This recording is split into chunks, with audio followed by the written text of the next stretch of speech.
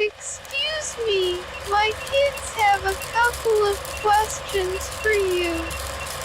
Is it really just sand and water? What happens when it rains? Do you use a special type of sand, concrete in the sand? What happens when it rains? Is that supposed to be Mickey Mouse? You have such a great hobby. Can you make a living doing this? What are you making?